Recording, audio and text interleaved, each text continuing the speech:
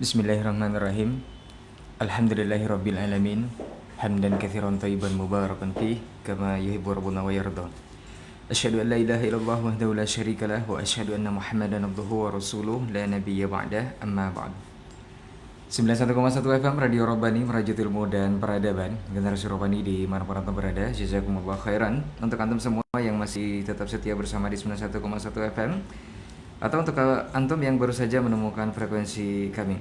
Alhamdulillah kita bersyukur kepada Allah Subhanahu wa taala atas segala bentuk nikmat dan juga rahmatnya kepada kita bersama di kesempatan pagi hari ini. Kemudian salawat dan salam kepada Nabi Muhammad sallallahu alaihi wasallam selaku uswah hasanah kita dalam kehidupan. Kita bermohon salawat ini tersambung selalu hendaknya kepada seluruh keluarga beliau, kepada para sahabat dan juga kepada orang-orang yang tentunya istiqamah menjaga dan menjalankan serta menjalankan ajaran dan sunnah-sunnah beliau hingga hari kiamat nanti. Taib, generasi Robbani dimanapun antum berada, kaum muslimin dan kaum muslimat, ikhwani wa akhwati fiddin. Kita kembali di kajian keilmuan bersama guru kita Ustaz Dr. Hidayatullah Ismail LCM Hafizahullah Ta'ala. Kita masih melanjutkan tema kaidah Al-Quran dalam kehidupan. Ini merupakan kaidah kita yang ke-21. Nanti insya Allah akan dilanjutkan oleh Ustaz. Penjabarannya seperti apa dan bagaimana. Dan seperti biasa, jika waktu memungkinkan nanti juga bisa bertanya jawab di 0812 73 335531 di akhir sesi. Dan nanti bisa menyimak siaran kita live di laman Facebook Radio Robbani 91,1 FM, di halaman pribadi Ustaz dan juga di Kampar Mengaji TV, dan banyak lagi channel dakwah yang insya Allah menyiarkan kajian di kesempatan pagi hari ini. Taib, generasi Robbani, untuk tidak memperpanjang mukadimah, kita langsung saja kepada pembahasan hari ini. Kepada Ustaz kita persilakan, faliyatafaddal mashkura. Bismillahirrahmanirrahim. Assalamualaikum warahmatullahi wabarakatuh.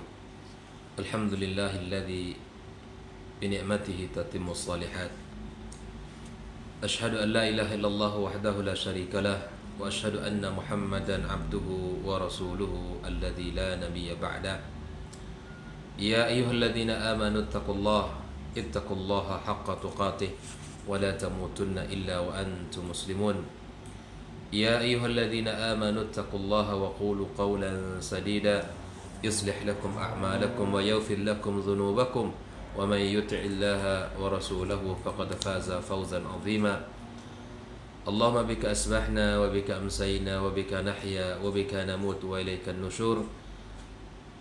Asbahna ala fitratil Islam wa ala kalimatil ikhlas wa ala dini nabiyyina Muhammad sallallahu alaihi wasallam wa ala millati abina Ibrahim hanifan musliman wa ma kana minal musyrikin. Amma ba'd. Kaum muslimin, kaum muslimat, hadirin hadirat dimanapun berada, alhamdulillah, marilah senantiasa kita bersyukur kepada Allah Subhanahu wa ta'ala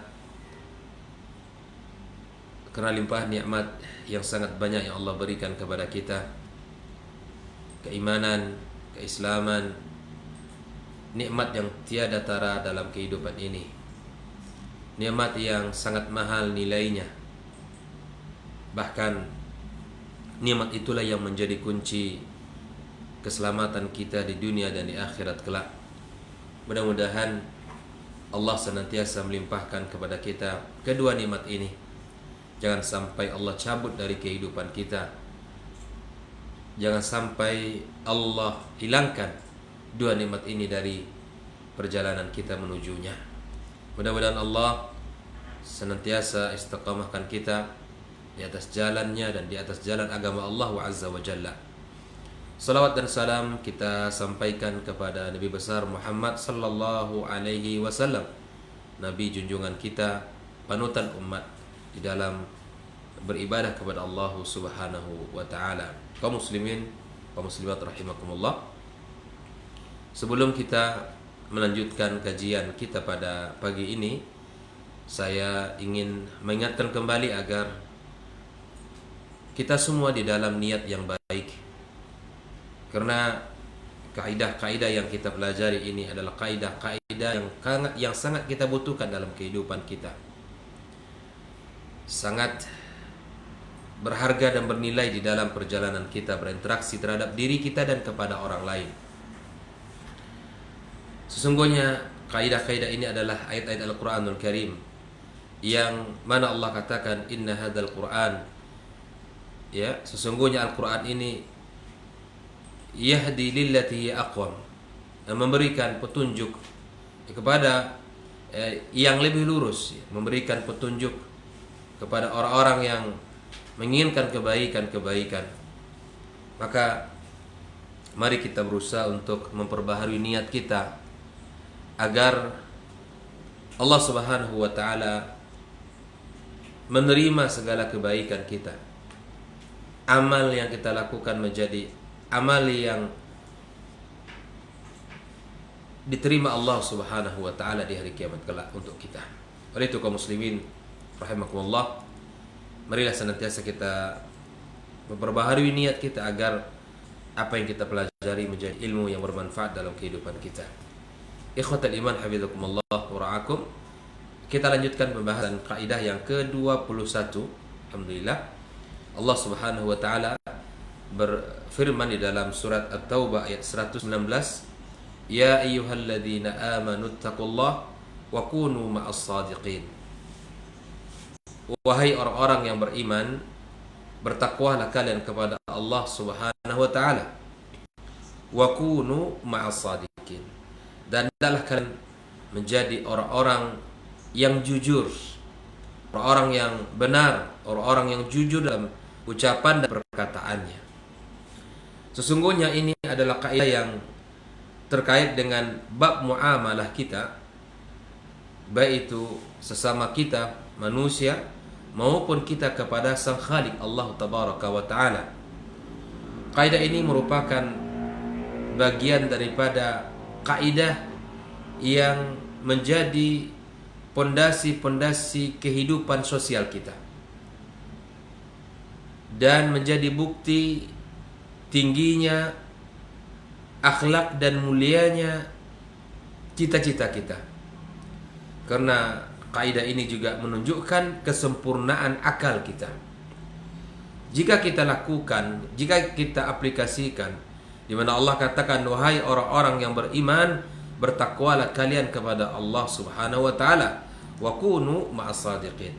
Ya, dan jadilah kalian bersama golongan orang-orang yang jujur, orang-orang yang benar. Oleh itu ikhwani hafizakumullah wa ra'akum, kalau kita ingin melihat sempurnanya ayat ini, maka marilah kita kembali kepada kisah yang Allah sebutkan di dalam Al-Quranul Karim. Kisah yang panjang setelah melakukan jihad dan ujian yang sangat berat di dalam menjaga agama Allah Subhanahu wa taala. Maka Nabi dan para sahabatnya ridwanullah taala alaihim ajmain menerima, melakukan itu semua.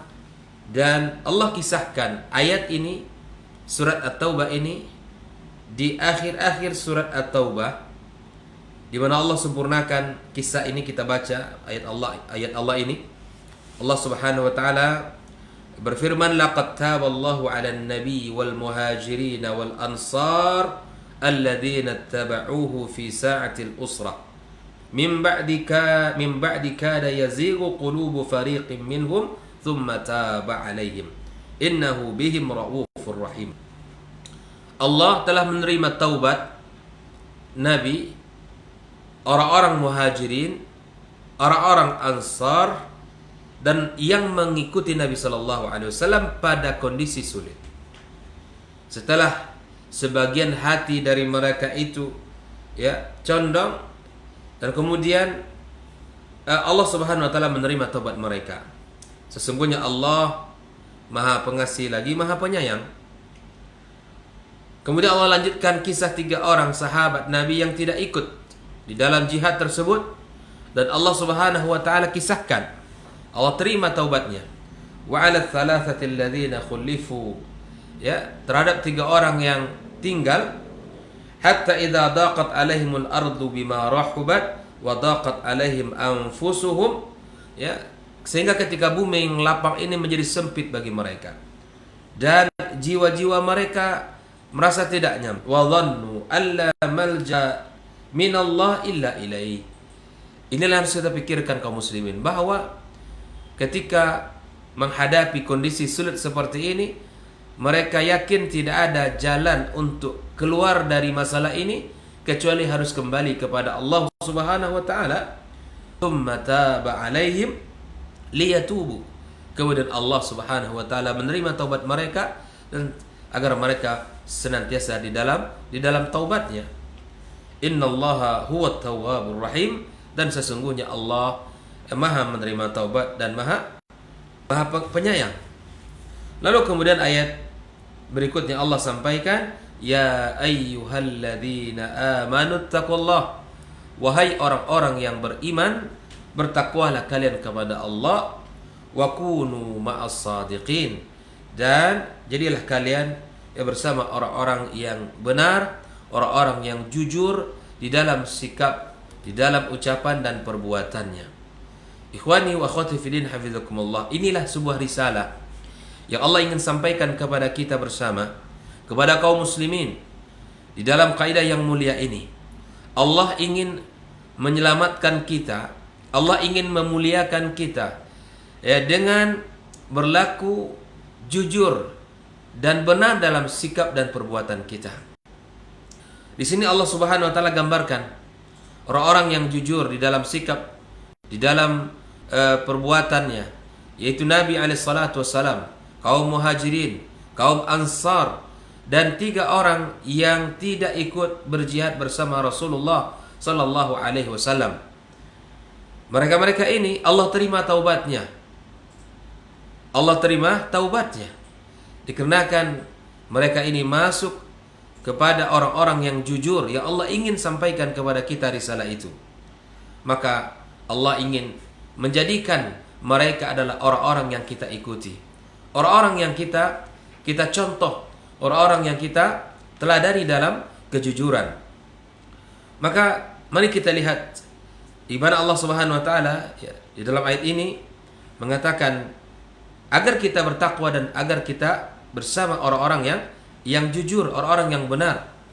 Maka ikhwani hafizakumullah wa ra'akum, jujur di sini atau benar di sini tidak hanya pada perkataan kita, tidak hanya pada ucapan kita, tetapi kejujuran itu mesti ada pada sikap dan perbuatan kita. Kalau kita perhatikan di dalam aspek-aspeknya sangat banyak sekali bahwa kejujuran itu merupakan bentuk kesamaan atau kesesuaian antara kata yang diucapkan dengan perbuatan yang dilakukan. Kejujuran juga bagian daripada informasi dan kenyataan. Dalam arti yang lebih luas, jujur artinya tidak melakukan kecurangan. Jujur tidak mengikuti aturan, atau jujur dalam arti tidak melakukan kecurangan, mengikuti kaidah-kaidah atau rumusan-rumusan yang berlaku dan memiliki kelurusan hati. Itulah makna kejujuran kaum muslimin. Kalau kita perhatikan bahwa kejujuran itu merupakan salah satu sifat mulia, sifat yang menonjol dari Nabi kita sallallahu alaihi wasallam, yang merupakan sosok teladan yang sempurna bagi kita semuanya, bagi seluruh umat, bagi orang-orang yang telah beriman kepada Allah dan Rasulnya. Muhammad sallallahu alaihi wasallam dikenal sebagai pribadi yang jujur dan amanah. Bahkan sejak beliau belum diangkat menjadi nabi telah dijuluki dengan Al-Amin. Kaum muslimin, kaum muslimat rahimakumullah, di antara aspek-aspek kejujuran dalam kehidupan sehari-hari, sejak kecil setiap orang tua selayaknya telah memberikan nasihat kepada anaknya, telah mengajarkan agar senantiasa berkata jujur atau berbuat jujur, tidak boleh berbohong. Sejak bangku kuliah atau sejak bangku pendidikan setingkat SD misalnya, ibu guru kita, bapak guru kita juga telah mengajarkan pada kita semuanya untuk senantiasa jujur dalam pembelajaran. Ketika ujian, tidak mencontek, tidak membagi jawaban pada siswa yang lain, dan lain sebagainya. Banyak sekali dalam dunia kehidupan kita, masuk kepada dunia pekerjaan. Setiap atasan atau perusahaan pastinya senang memiliki karyawan yang memiliki sifat jujur, sehingga lebih optimal dalam menjalankan kewajiban dan tugas-tugasnya. Ikhwani wa akhwati fi din hafizakumullah, kaum muslimin, kaum muslimat rahimakumullah, kalau kita melihat kepada ayat-ayat dan hadis-hadis yang disampaikan oleh Rasulullah sallallahu alaihi wasallam, maka kita akan mendapatkan banyak keutamaan, banyak fadilah-fadilah, banyak pahala-pahala ya daripada jujur itu sendiri. Banyak kebaikan-kebaikan, banyak keutamaan-keutamaan ya ketika kita melakukan kejujuran di dalam sikap dan perkataan kita. Mari kita lihat di antara keutamaan-keutamaannya bahwa orang yang jujur adalah orang yang ditolong oleh Allah Subhanahu wa taala. Orang yang jujur adalah orang yang mendapatkan pertolongan Allah Subhanahu wa taala. Kita lihat ketika Allah Subhanahu wa taala membantu dan menolong Nabi Yusuf alaihi salam dalam kisah yang beliau hadapi, dalam ujian yang sangat berat, maka kemudian setelah semuanya dibongkar dan semuanya diperlihatkan, maka jelas nyatalah siapa yang dusta dan siapa yang jujur. Hal ini kita lihat di dalam ungkapan seorang wanita, Imra'atul Aziz, yang berkata, qalat Imra'atul Aziz al-ana hashasal haq. Terbukalah sekarang, terbongkarlah sekarang, nyatalah sekarang kebenaran. Ana rawattuhu an nafsi, akulah yang menggodanya. Wa innahu laminas sadiqin, dia adalah termasuk daripada orang-orang yang jujur, orang yang benar.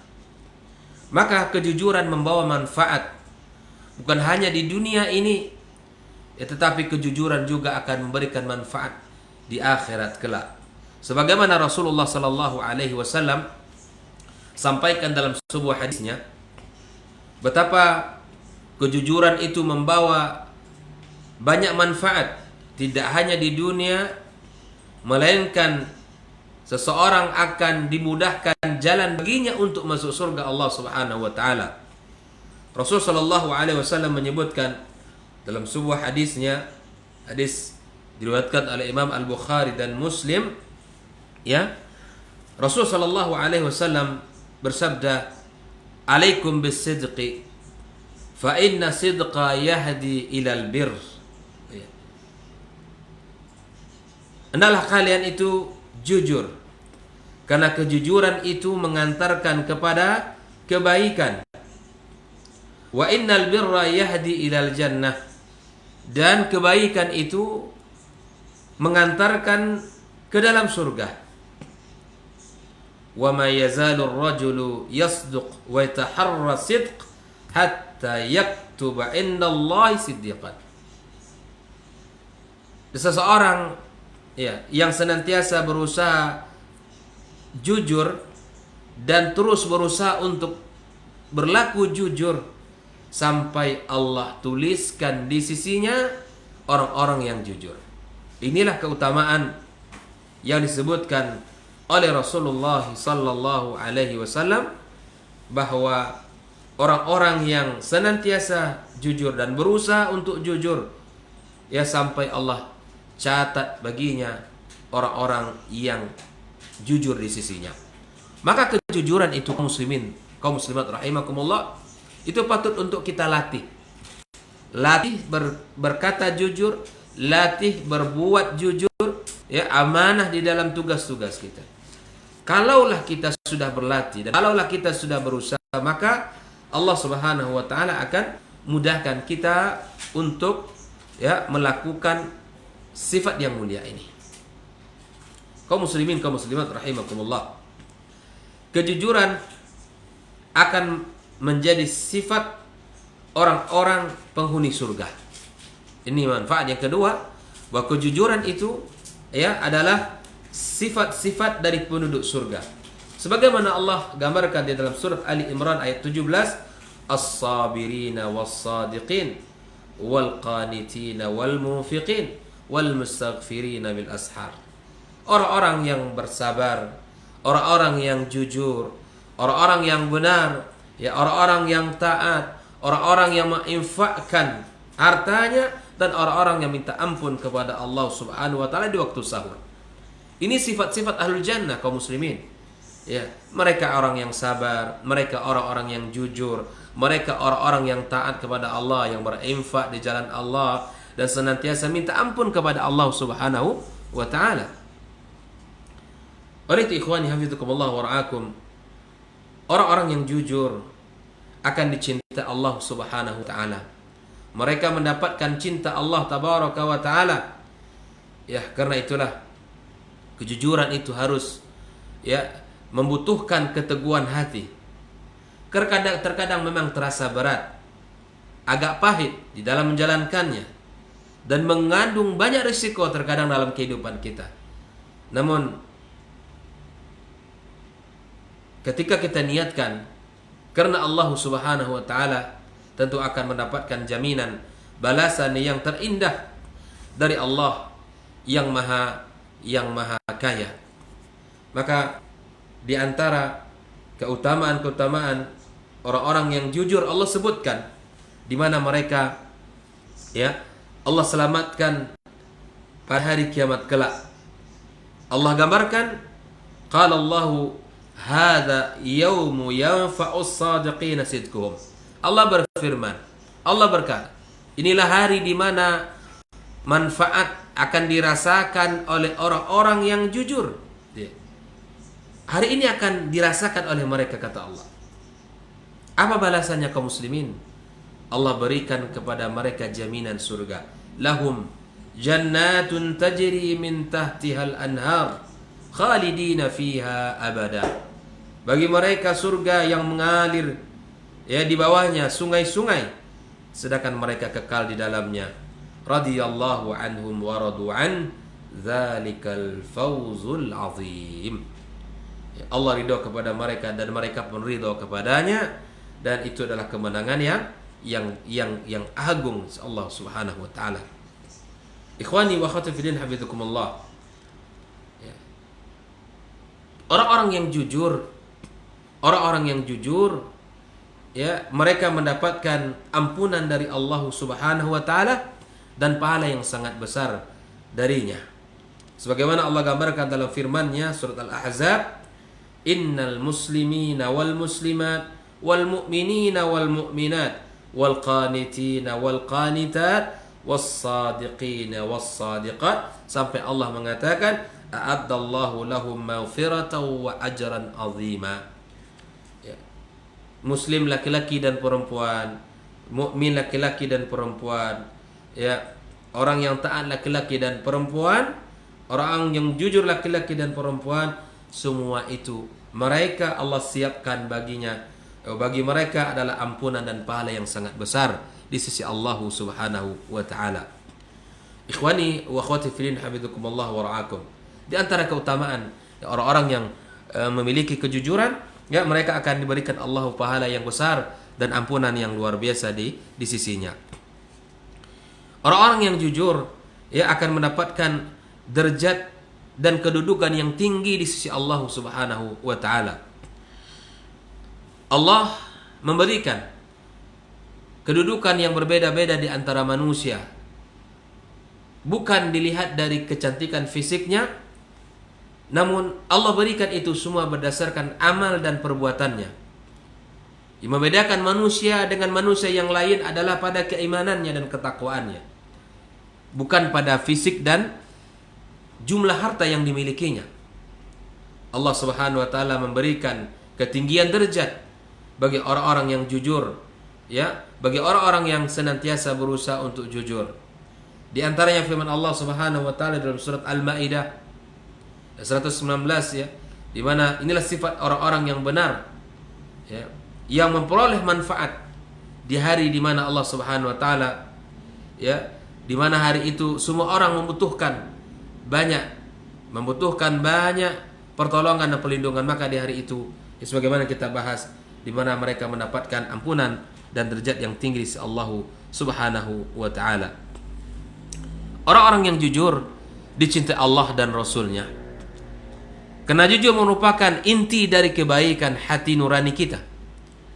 Jika dalam setiap hati orang memiliki kejujuran, maka tentu akan melakukan segala urusan yang mengarah kepada kebaikan itu. Seperti mana yang kita sampaikan tadi bahwa Rasulullah sallallahu alaihi wasallam bersabda, jika engkau ingin dicintai Allah dan Rasulnya, maka tunaikanlah jika diberikan amanah. Jujurlah jika engkau bicara, ya, dan berbuat baiklah terhadap orang-orang yang ada di sekelilingmu. Inilah hadis yang dekat oleh Tabrani. Ikhwani wa akhwati fillah, hafizakumullah. Kaum muslimin, kaum muslimat yang semoga senantiasa dirahmati Allah Subhanahu wa taala. Orang-orang yang jujur itu menjadi teladan dalam kehidupan ini.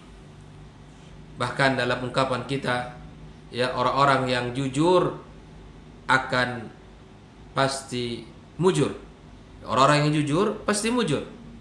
Maka kemudian sikap-sikap ini yang harus kita, ya, pertahankan dalam kehidupan kita.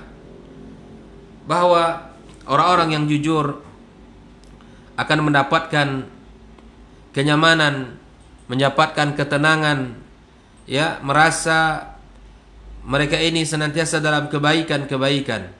Karena sesungguhnya kejujuran itu akan menghadirkan ketenangan dalam jiwa kita.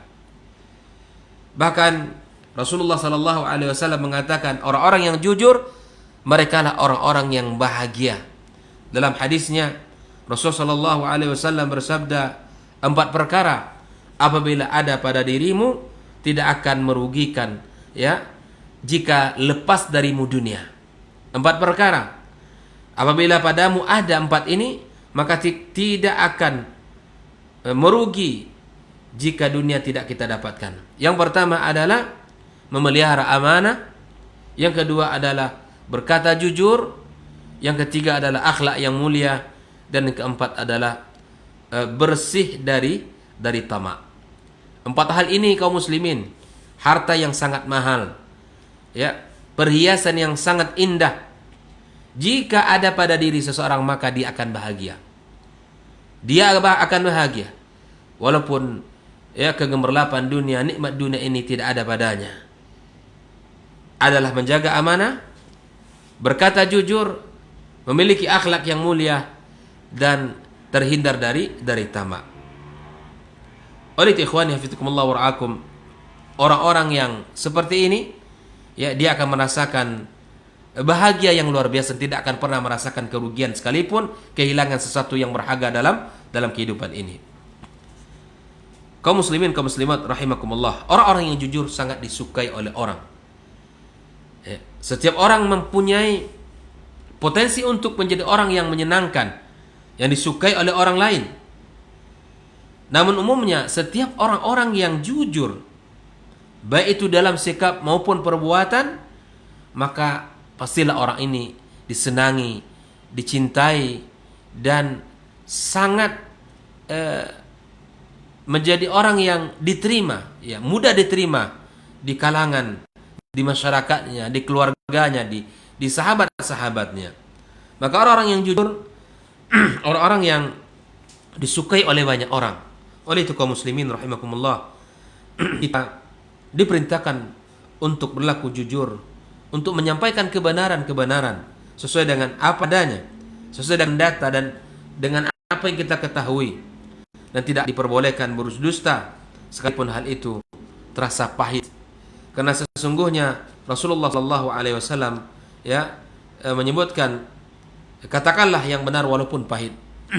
Hadis riwayat Imam Ahmad. Katakan yang benar walaupun itu pahit.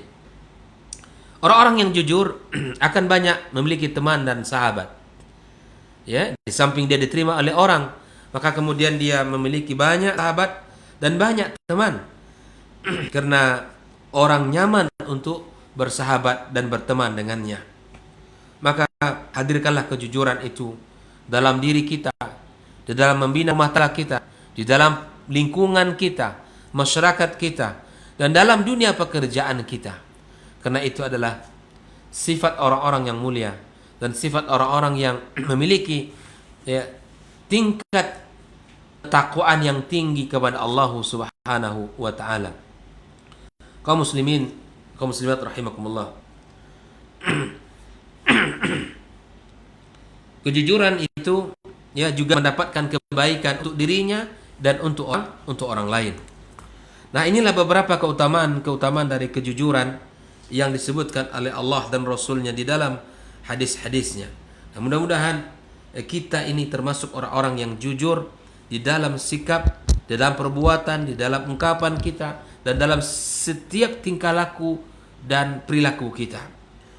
Oleh itu ikhwani hafizakumullah wa ra'akum, kalau kita lihat dalam kehidupan sejarah misalnya, maka betapa kejujuran Nabi kita sallallahu alaihi wasallam menjadi salah satu daya tarik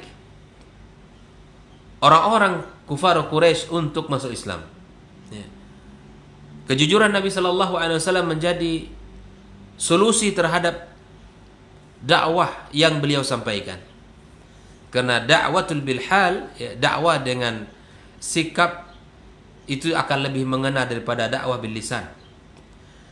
Beberapa kisah yang kita angkat di sini ya disebutkan sebagaimana Abu Sufyan sebelum dia masuk Islam ya.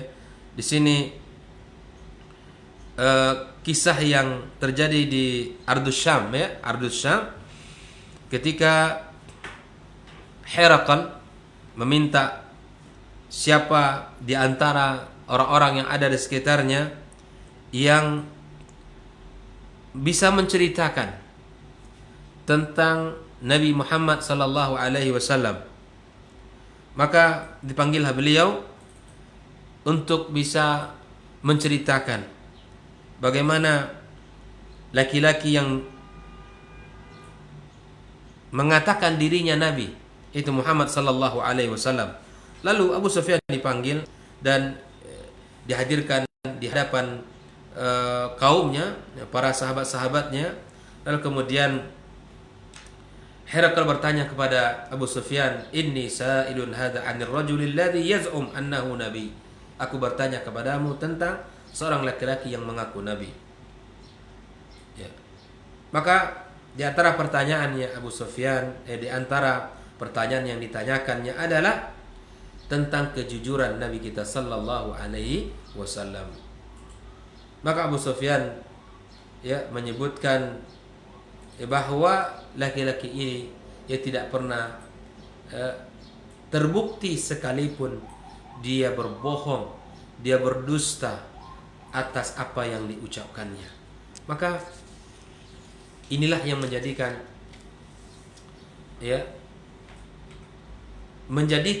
kunci betapa mudahnya Islam itu dianut dan diyakini oleh orang-orang yang ingin masuk Islam.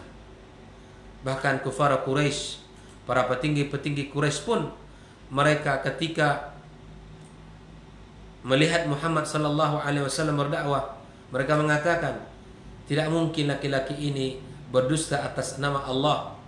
Karena dalam urusan dunia saja dia tidak pernah berdusta. Dalam urusan kita, dalam kehidupan kita tidak pernah dia terbukti dalam ucapannya ada dusta. Maka bagaimana mungkin dia berdusta atas nama Allah Subhanahu wa taala? Maka dengan sikap-sikap seperti itulah ya, Islam sangat mudah dan sangat diminati dan banyak orang mendapatkan hidayah dan petunjuk atas sikap ya jujurnya Nabi kita sallallahu alaihi wasallam. Maka kaum muslimin kaum muslimat rahimakumullah, mari kita tanamkan dalam diri kita, tanamkan pada keluarga kita, santri-santri kita, murid-murid kita, masyarakat kita ya, agar kita memiliki sifat kejujuran ini. Karena kejujuran itu adalah emas ya, yang akan memberikan ketenangan jiwa, yang akan memberikan kenyamanan dalam hati, yang akan membuat kita merasa ringan dalam menjalankan kehidupan kita ini. Karena kita tidak punya kepentingan, tidak ada yang kita sembunyikan. Apa yang kita ucapkan itulah adanya. Apa yang kita katakan itulah yang sesungguhnya. Maka ketika kita jujur, dunia ini akan terasa nyaman, hati kita akan terasa tenang, dan apapun yang kita lakukan akan terasa nikmat. Itulah manfaat dari kejujuran. Karena kejujuran sesungguhnya sekali lagi adalah mutiara yang mahal untuk kita hidupkan dalam jalankan dalam kehidupan kita ini. Semoga Allah Subhanahu wa taala membimbing kita, keluarga kita, kaum muslimin secara umum agar kita memiliki sifat yang jujur di dalam segala sikap dan perilaku kita, wabil khusus di dalam ucapan kita. Karena ketahuilah ya, apa yang kita simpan dari sikap kita, maka sungguh Allah Subhanahu wa taala membukanya nanti di hari kiamat kelak. Di dalam Al-Quran Allah telah menggambarkan kepada kita kisah-kisah orang-orang yang Allah puji kejujuran mereka. Maka ambillah contoh dari manusia terbaik tersebut agar kita menjadi orang-orang yang baik pula di sisinya. Wallahu ta'ala a'lam. Semoga Allah Subhanahu wa taala berkahi pertemuan kita di pagi yang mulia ini. Saya kembalikan kepada Ustaz Rai. Baik, jazakallah khairan Ustaz untuk materi kita, kajian kita di kesempatan pagi hari ini. Mudah-mudahan bisa bermanfaat untuk antum dan antuna semuanya untuk yang mendengarkan di hari ini. Sebelum kita tutup Ustaz, ada satu pertanyaan melalui line SMS. Kita coba jawab dari Akbar di Tarai. Assalamualaikum warahmatullahi wabarakatuh Ustaz. Waalaikumsalam warahmatullahi. Ustaz mau bertanya mengenai kejujuran. Tidak jujurnya kita, ada kondisi-kondisi tertentu yang dibolehkan dalam kehidupan rumah tangga, termasuk kepada istri ataupun suami. Nah, apakah ini boleh diberlakukan juga kepada semua orang Ustaz, termasuk anak kita, untuk mendiamkan ketika sedang menangis, kita tidak berkata jujur supaya anak kita bisa diam? Apakah ini dibolehkan untuk kondisi-kondisi seperti ini? Nah, Ustaz. Bismillahirrahmanirrahim. Alhamdulillah wassalatu wassalamu ala Rasulillah wa ala alihi wa sahbihi wa mawala amma ba'd. Naam. Barakallahu fik akhil karim. Di dalam sikap interaksi kita bersama keluarga, ada hal yang dibolehkan di dalam menjaga hati dan perasaan istri kita, ya.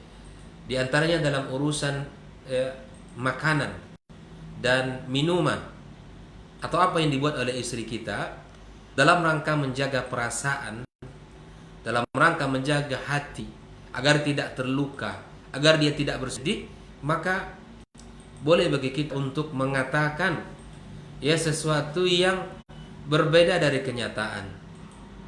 Seperti ketika istri kita masak ya, untuk kita, bahkan dia semangat menelpon kita agar kita bisa makan bareng ya, dengan masakan yang telah dia sediakan. Maka ketika hidangan telah dihadapkan di depan kita, kemudian kita bersama-sama makan, tak jarang seorang wanita akan bertanya kepada kita, bagaimana rasanya bang? Bagaimana rasanya? Maka inilah hati seorang wanita. Ya, dia ingin memberikan, dia ingin penilaian, dan dia ingin dipuji oleh seorang laki-laki. Maka ketika itu kita boleh mengatakan sesuatu. Alhamdulillah, masakan bunda sungguh luar biasa. Walaupun mungkin di hati kita merasa kalau masakan itu tidak seperti yang kita ungkapkan, tapi tidak mengapa, karena itu akan memelihara hati dan menjaga perasaan istri kita. Ada satu poin yang ingin saya ingatkan kaum muslimin, bahwa betapa pujian itu menjadi hal yang sangat mahal bagi seorang wanita. Ini pelajaran untuk kita semua, untuk saya dan kaum muslimin secara umum. Ada sebuah kisah di mana ibunda kita Aisyah radhiyallahu taala anha mendapatkan hadiah yang berupa makanan his, adonan kurma yang telah dibuat ya. Ini merupakan makanan kesukaan Rasulullah sallallahu alaihi wasallam. Maka ketika Aisyah ibunda kita radhiyallahu taala mendapatkan his ini, lalu kemudian dia simpan makanan ini. Dia simpan makanan ini sampailah pada hari dia ya mendapatkan giliran dari Rasulullah sallallahu alaihi wasallam. Maka kemudian sepotong his itu dia keluarkan untuk suaminya tercinta Rasulullah sallallahu alaihi wasallam. Betapa hal makanan itu bukan hal yang sederhana bagi seorang wanita, bagi seorang istri kita. Dia rela tidak makan his itu karena dia mengetahui Rasulullah sallallahu alaihi wasallam menyukainya. Dia simpan sampailah pada hari di mana Rasulullah sallallahu alaihi wasallam datang kepadanya. Lalu kemudian dia berikan his itu kepada Rasulullah sallallahu alaihi wasallam. Ini juga merupakan bagian yang harus kita perhatikan dalam kehidupan rumah tangga. Betapa masakan istri atau makanan yang dia buat bukanlah hal yang sederhana di dalam kehidupan atau dalam hati seorang wanita. Sesuatu yang bernilai, sesuatu yang patut untuk kita berikan pujian kepadanya. Maka untuk menjaga istri luka hatinya, bersedih dalam menjalani harinya, maka jagalah perasaannya dengan mengatakan sesuatu yang berbeda dengan kenyataan. Ini dibenarkan oleh syariat. Ini tidak dianggap sebagai dusta yang tercela. Ini bukanlah dusta yang menghadirkan dosa, tetapi untuk menjaga hubungan interaksi pasangan kita dengan dalam kehidupan kita. Nah, namun terkait dengan sikap-sikap yang lain, ini tidak dibenarkan. Ini namanya pengkhianatan. Ketika kita pulang telat dari kantor misalnya, maka ditanya oleh keluarga kita, kenapa hari ini abang terlambat pulang? Kita katakan lembur di kantor, padahal kita pergi berjalan dengan seseorang yang mungkin itu adalah amal atau perbuatan-perbuatan yang dilarang oleh agama kita. Ini tidak dibenarkan, akhi fillah. Ini tidak dibenarkan.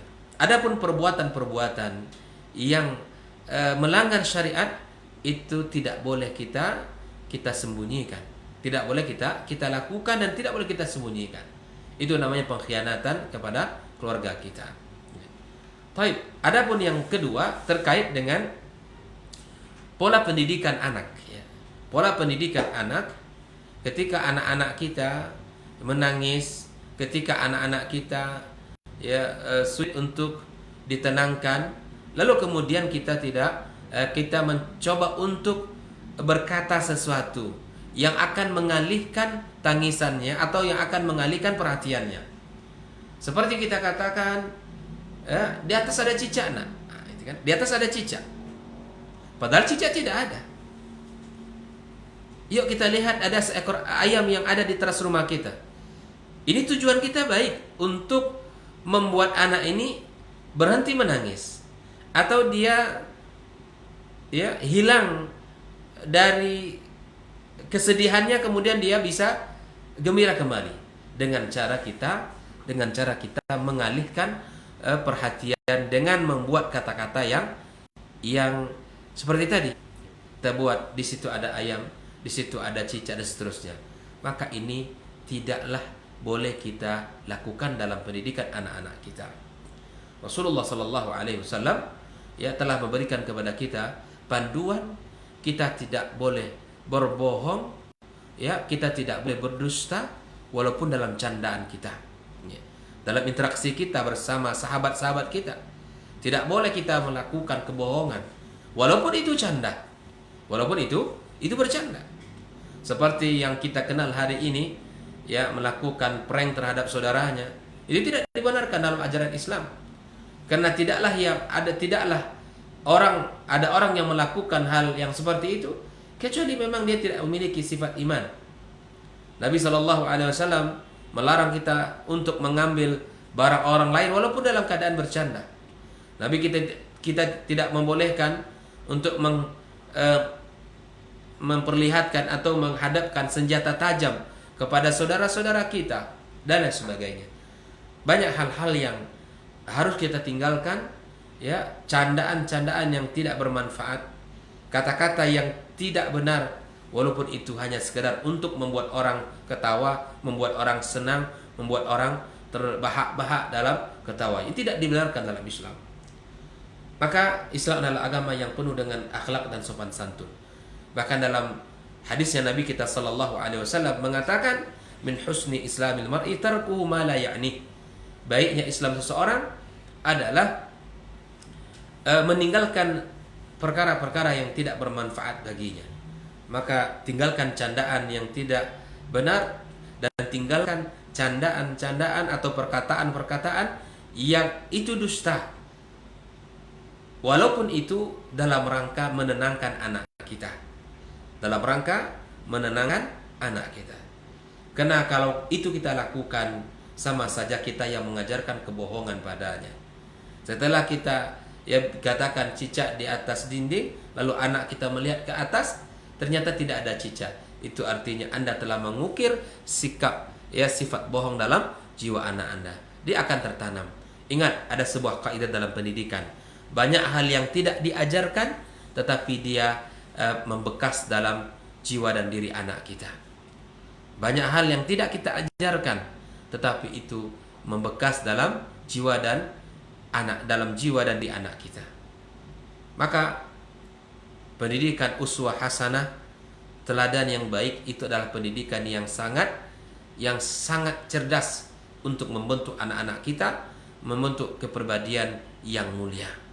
Kita tidak pernah mengajarkan berbohong kepada anak kita, tapi kebohongan kita yang kita lakukan itu sama saja mengajarkan kebohongan pada anak kita. Contoh, saya ambil contoh.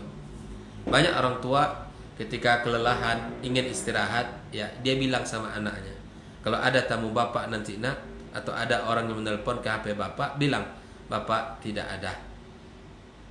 Anak yang polos, yang tidak faham, maka dia mengatakan kepada orang-orang yang datang ke rumahnya, di saat itu ayahnya tidur, ada orang mengetuk pintunya, ada bapak nak, dia mengatakan katanya tadi bapak tidak ada. Sedangkan bapak tidur. Ini sama saja Anda mengajarkan kebohongan pada anak.